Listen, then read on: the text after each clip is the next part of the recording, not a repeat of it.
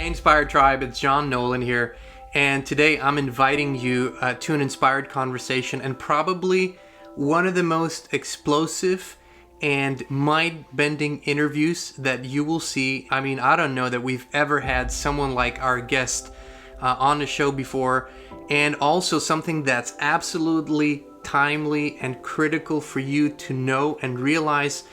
It will talk about events that are unfolding in the following days as soon as this month, earth shattering. So really important that you watch it, you learn about it, because you can affect and change what is about to happen. Before we dive into the interview, let me invite you to the new inspired community that we're building on Locals, a censor-free platform. They have absolutely assured us and promised us they will never censor us. They have their own infrastructure, so please just use the link here, inspired.locals.com, and become a member of the inspired community there for free. It's absolutely free to join and become a member. This is a community. It means we want you to become a part of it, to share, to comment, and to truly express yourself there. There's also a supporter tier, which for $5 a month or $50 a year, you can become a supporter of the Inspired community and have access to exclusive, uncensored, unfiltered, unapologetically free content only there.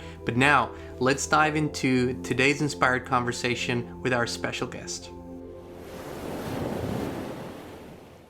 Hey, Inspired Tribe, how's it going? It's John Nolan here. Welcome to another inspired conversation with another very special guest. Today we have Frank Jacob. Frank, thank you so much for taking the time today. Pleasure to be here, John. So, Inspired Tribe, a lot of times how we schedule our interviews, it builds up and we know people and follow people, and then something comes about or they contact us. This is not one of those stories. So a few days ago, after months, I was suggested an article on a website that my good friend, author, and publisher Jan van Helsing runs. And I read this article that just makes my hair stand up and gives me goosebumps and synchronistic moments. And so I immediately reach out to Jan and say, hey, who's this guy, Frank Jacob, that wrote this article? I gotta talk to him. I want him as an interview partner. And Frank immediately responded synchronistically and said, of course, I'll come on. So Frank, thank you again. I just want to quickly introduce you, and then we go into the nitty gritty. There's so much to cover. We just had a little bit of a conversation. You'll love this, Inspired Tribe. So Frank's an international award-winning filmmaker, visual artist, musician, and composer. We share a lot of those things, Frank. And he's known now in this big community for producing movies such as Solar Revolution, The Cloudstone Chronicles, and Packing for Mars. But he's also working on new projects. And one of those new projects is The Guardians of the Looking Glass. So basically, this has just come out a few weeks ago. Frank, it's so fresh that you're the first person I heard write about it and talk about it.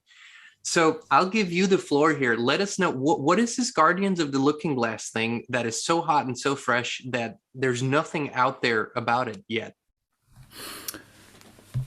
Well, maybe we should give the viewers like a little bit more like a run-up to the Guardians of the Looking Glass, and we'll talk a little bit about what is a looking glass, which probably very few people that are listening have heard about. Maybe some have. It's become more common, that's for sure. When I first heard about the looking glass, we were working on the film Packing for Mars, and we had people working in the film or that were being interviewed, protagonists like Laura Eisenhower. And she would often, when we did our conversations and our interviews for the film, she would talk about, Project Monarch and then Project Looking Glass. And I kept hearing Looking Glass and Looking Glass. And then we interviewed Bill Ryan and Carrie Cassidy. And as you know, those are two people that had founded probably the first pair of people to ever really kind of found a podcast or a webcast. I don't know, back then there was probably no name for it like that. But in the early 2000s, they began to interview whistleblowers that were working on black ops projects. And they had they had heard about the Looking Glass, and they did an interview with somebody who was directly involved. Now, the Looking Glass itself is kind of the way it's described. It's like it's like a glass, but it's not really glass. In this case, instead of being like a crystal ball, which is probably the cliched way of looking at it, it's a plasma ball. And in that plasma ball are images that you can see. And this is interesting because when I heard about the looking glass, it was after I'd heard about something, and we interviewed one of the people for Packing from Mars who worked on a project called the Chronovisor. And I even have a picture, like I don't know, like a loose, I don't know if you call it picture, but it's sort of a depiction of this guy called Pellegrino Ernetti. He was a pastor working in the Vatican. He was also a physicist. And his passion was to try and figure out a way to capture audio signals, which had been, his theory was that if because audio is resonance, it's frequency and vibration, and it feeds the magnetic field of the planet. We know that our entire planet is surrounded by a magnetic field, and so he figured out there must be a way you can capture sort of the old remnant resonances of these audio files that are still kind of stored in the magnetosphere, like a giant, you could say, hard drive around the planet. And he was so successful at doing it that it was not just actual sound that he captured, but he actually captured pictures. Gritty looking pictures, and but they were able to, like, with the device that he created, project sort of a really gritty looking, grainy looking, almost 3D holographic, like black and white image of events that had taken place in the past, as crazy as this sounds. And this was in the 1950s, okay? So that device was shown to the Vatican and to some high brass and so Italian high brass, but very quickly vanished because the people that saw it, they were doing tests with it, and they could go back in time and they could listen to, or they, of course, the Vatican wanted to know the crucifixion, right? Is it real? Did it happen? Can we prove it? Can we show it? And before all that got out, it went under, and it only to surface about 20 years later.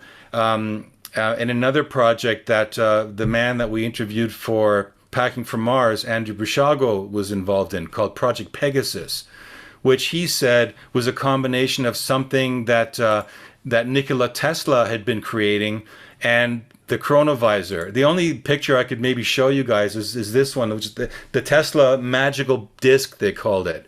And apparently Tesla, he's kind of they thought of him as this crazy electrician he's pretty much been erased out of the history books, because everyone remembers, Marconi and Thomas Edison. They've heard of Tesla coils, and now, of course, Elon Musk stole the name for Tesla cars. But essentially, what happened is you have Tesla being this amazing scientist who figured out a whole different form of physics, not going on like Einstein's theory of relativity, which is completely flawed, and he plagiarized it anyway. It wasn't even his. But Tesla took this totally different concept of the universe, and he figured out, ways to generate electricity wirelessly. All our cell phones, wireless mobile technology, it all comes out of Tesla's work. And of course, because as soon as he figured out how to do electricity wirelessly, his financier, J.P. Morgan, figured out, hey, we're not going to make any money on this, so let's pull the plug. And his amazing Wardenclyffe Tower, which he had created, where he was gonna create the first live demonstration of wirelessly transmitted electricity across the ocean, was knocked out, and that was the end. And we never really heard of Tesla again, although he was involved on working on the technology behind the Philadelphia experiment. Now that's something maybe some of your viewers have also heard about. All these things, there's been films about, and there's been whispers about on the internet. Okay, so fast forward, so we have this technology that somehow allows people to peer into other times, remnant times, and maybe not even the future, maybe also the past, and other versions of the present and different timelines. It works into the idea that we don't just live in one dimension or in one timeline. And in quantum physics now, they're coming up with new models and new understandings of the universe that make it clear that, we are essentially working in like parallel timelines, and as soon as we make one decision to maybe go right instead of left, or go to the store or not go to the store, we've altered our timeline and created a version of the timeline which is, customized to our own new preference. But the way eternity in the universe is supposed to work, according to quantum physics, is that there also was a version of you that made the other decision. And he went to the store, or he went to the movie, or didn't, or whatever, So these versions of the timeline are virtually invisible, but they're still running parallel to you in another dimension. And so the looking glass technology apparently is based on technology that actually is able to view these timelines. And they're, they found them in like sealed canisters in Iraq, and in these canisters they found building plans for something which looks like this, which was basically a device that had like a water base, and it had a plasma core, and it had these rotating three-dimensional spirals. And when you fire it up, basically the spirals begin to spin faster and faster and faster, to the point where the plasma ball generates this holographic 3D image. And the people, when they discovered it the first time, they realized what they were looking at was their reality. They were looking at their world, but they could recognize that it was in the future. So if you're watching a news broadcast, and the news broadcast, if you watch whatever you watch, if you watch CNN, or if you're a Fox person, right, whatever, you'd see the newscast, and you would realize they were talking about events that hadn't happened yet. And it's I mean, you can imagine, what the people that found it, what was going on in their minds, right? And they found it because they had, this is another sort of side topic, but essentially in 1947 there was something called the Roswell crash, and there was a series of about 7 different crashes that began to transpire over the course of the next few years, up until 1952. And in each of these crashes, and these ones, they basically, this document here is the proof that, that this has happened. It's a short briefing that got leaked, and it was tested and verified for being authentic. And they found in this document that they actually captured an extraterrestrial called a J-Rod. Mm-hmm. And this extraterrestrial began a series of, they held him captive in a way for a few years. And during that time, they basically transcribed hundreds of thousands of pages of conversation. And the nutshell of those conversations are described in this document. And so you realize that there's multiple things going on here. There's not just the fact that, there's this looking glass technology, but they found the looking glass technology because of this interaction with these extraterrestrials, who, and the one in the case of J-Rod, came from 52,000 years in the future. So, and it's kind of hard to get your mind around it, but apparently, because all times are simultaneous, the future exists simultaneous to the past. And the people in 52,000 years in the future were actually us. They had actually developed and mutated and, evolved to the point where their bodies shrunk, they became smaller because they had major problems, catastrophic problems on the planet, and they adapted to it, and that changed their physical form. And when they came back 52,000 years to now, they were looking like those typical grays that we see, the big heads and eyes, right, the thin bodies.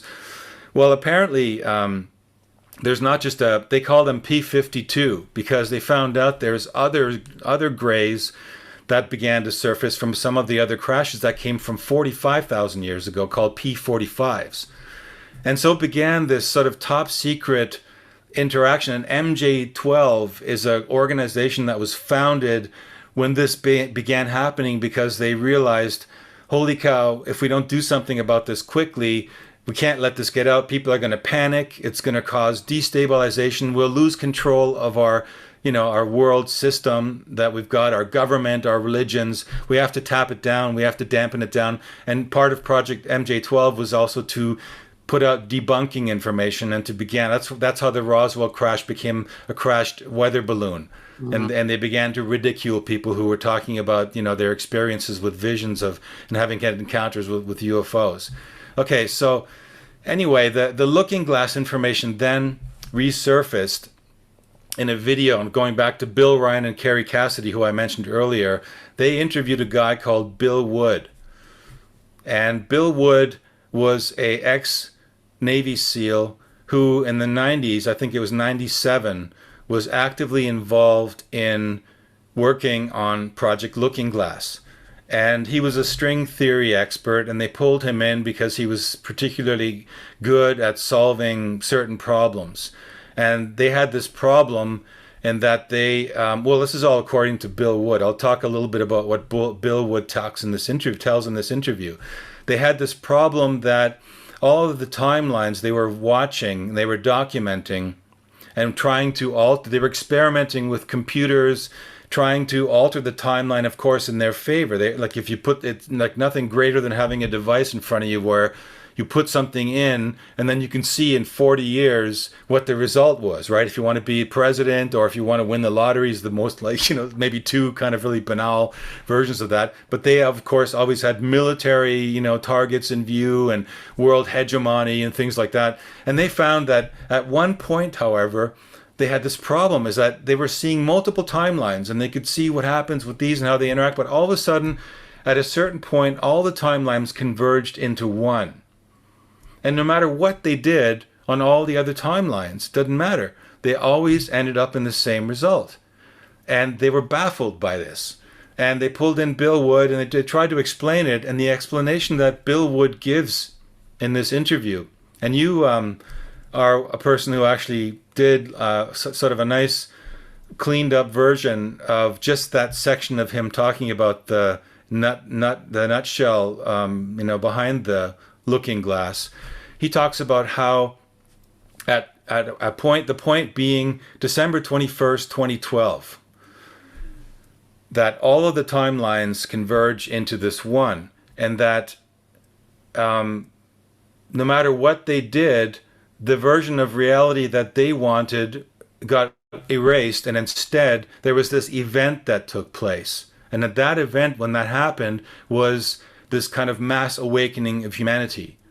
And so that moment when everyone woke up, there was this, it was like truth serum, right? When you have this expanded awareness of consciousness, you can suddenly see through the lies because you have telepathic abilities.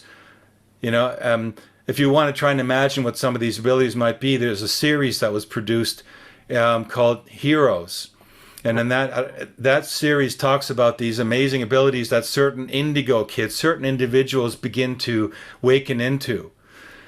Except in this case, it was the whole planet. Now, we know that 2012 came. I want to quickly jump in here, Frank. Yes, please, by all means. Now, I got to touch on 2 points because it's been subject of the debate now for many months. First of all, Bill Wood and the persona of Bill Wood. Now, we've heard a lot of stories about his true background and him being a convicted sex offender and that stuff. I want to address this quickly because it's important. Number one, when you trace that story, it appears to play out, and that is the truth. Bill Wood was questioned about this by Kerry Cassidy in the series of interviews, and he explained this. And one thing I want to say about why we featured him nonetheless is, first of all, Kerry Cassidy is very, very diligent when it comes to those things, and very, very, she's been an avid advocate for, victims of human trafficking and sex exploitation. And so after all the research we've done, we believe how, that it was how Bill Wood explained it. But that really doesn't take away from what he shared about Looking Glass and how it aligns with many others who have over the years shared about that. So that's just one thing I wanted to put in here. And the second thing, quickly, because of 2012 and people saying, well, we were expecting this mass event and everything was going to change overnight.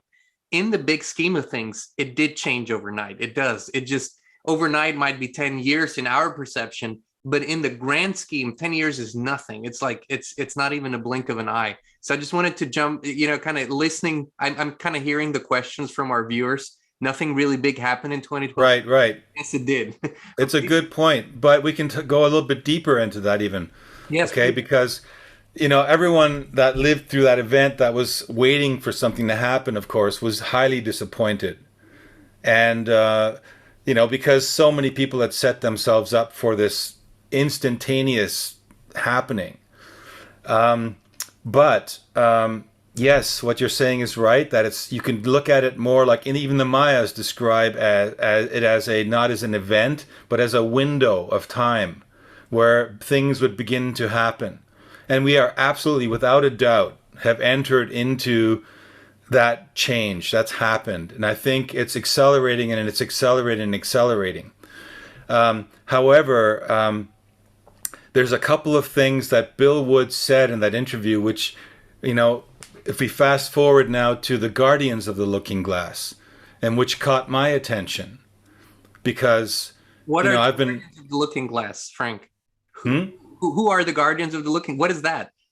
Exactly. Who are the Guardians of the Looking Glass? And it's like, we can read in their own words. We are the Guardians of the Looking Glass. We are a group of former intelligence officers and military officials who have come together to release classified information about future events to come. Our knowledge comes from our work on the Looking Glass artifact, first discovered in Iraq, along with other discoveries in the 1990s. During this time, the artifact was activated by the U.S. military and connected to computers. We were able to see dozens of future timelines in the convergence or singularities that led to two possible outcomes by the year 2030.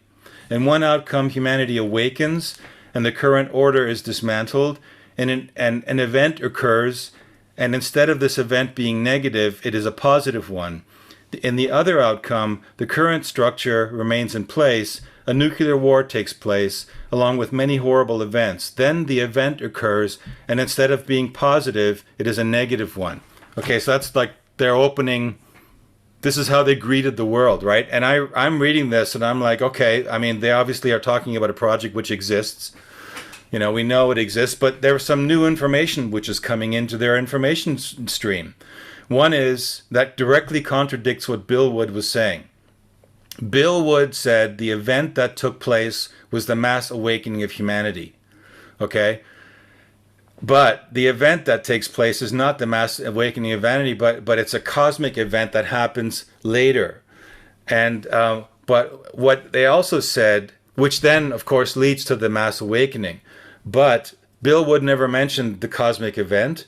And he says in his version of the Looking Glass that the powers that be, the ones that are manipulating the timelines and that are working with the technology in secrecy, they find out that no matter how they manipulate it, they lose, and it's game over. And they were so depressed and so bummed out, they just shut the damn thing down, and that's it. Let's make sure it's down. Let's try to shut it down, and maybe still we can make it happen.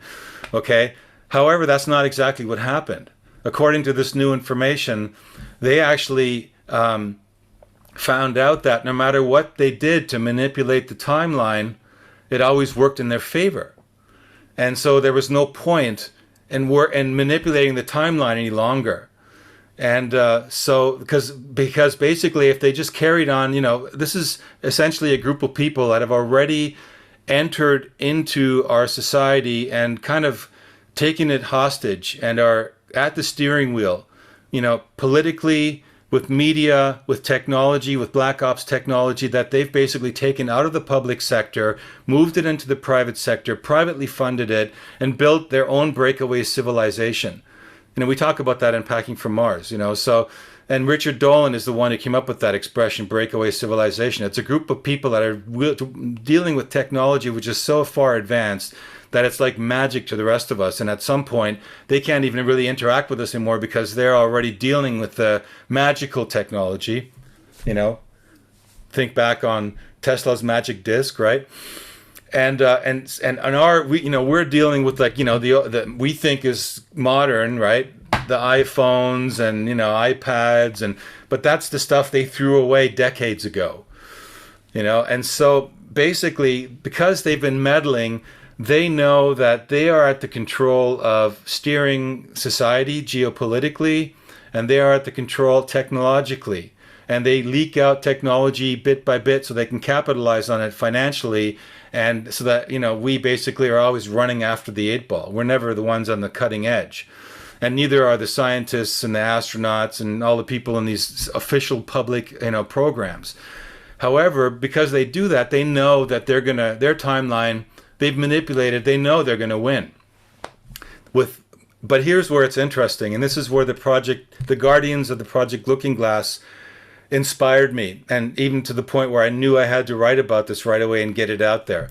And the reason that they're publishing the information is because they know, and the way they describe the technology was never described by Bill Wood. And it's fascinating because Bill Wood makes it sound like they have a computer and they hook it up to the machine and they put in some data and they get a new thing out.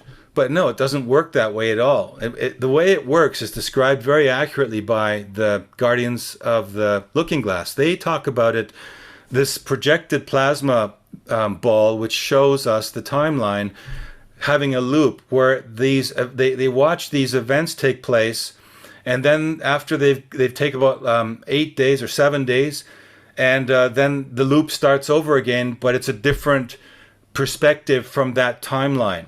And this happens 144 times. It goes through this 7-day loop 144 times, which amounts to 2.76 years to complete one cycle. And then it starts all over again.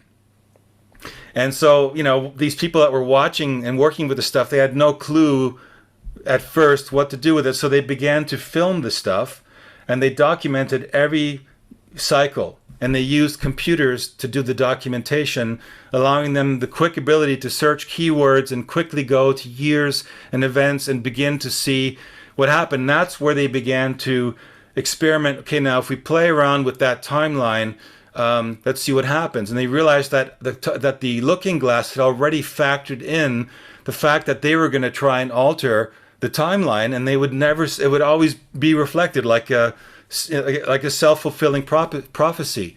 Hence, they realized, hey, it doesn't matter what we do. If we continue on the course we're on, we're going to have our result. And they want this result, which kind of confirms what quantum physics and spirituality have been saying, is that if you observe something, if you look for something, it's going to appear because you're the observer looking for it. So that's how we understand how we really create reality as well. So it's one full circle moment, really. And we're just now talking about this through technological terms, but it's really the bigger concept of how creation or co-creation works, right? Right, exactly. So they knew that here they are, they knew that they had this thing working in their favor, but then all of a sudden something weird happened, an anomaly happened. And maybe the anomaly is what Bill Wood was, jumping in on, but the anomaly was that there are 3 years, there are 3 cycles, 3 years in which something weird happened, an anomaly happened, and it pushed the odds away from their favorable outcome toward a totally different outcome. And that outcome was what caused their demise, basically. And those years were 2012, 2016, and 2022. Interesting 6-year intervals. But in each of those 3 years, there was a pattern. It seemed to be an intervention, where all of a sudden, and they'd be calculating odds. Bill Wood talks about the calculation of the odds. They were calculating odds that would go in their favor and which wouldn't go in their favor. And they realized that all of a sudden in those years, there was this other probability that there was another timeline that would emerge, and they would be losing control. Do you have any what do you think was 2016? 2012, we can kind of see that was, we all felt this, but what was 2016 in your view?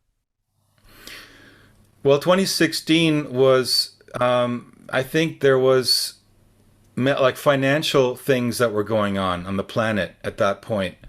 And I think the introduction of Bitcoin began to take root around that time. and at least the early pioneers of cryptocurrency, because cryptocurrency apparently plays a role in whether these people are successful or not. Mainly, who controls it. Mm-hmm. And what are we hearing now on on an almost daily news cycle basis? We're hearing about the Fed wants to introduce some form of cryptocurrency for the future, a digital currency, because it all ties into vaccines. Fire Tribe, we had to cut off here. We can't show you the rest of the interview here on YouTube. However, if you click the link here in the description, you can watch it for free on our new Inspired community on Locals. Click on the link here, watch the full video, and see what Frank has to say about the coming days and weeks, what's about to unfold, what Event 1 is, and how we can change the future right now.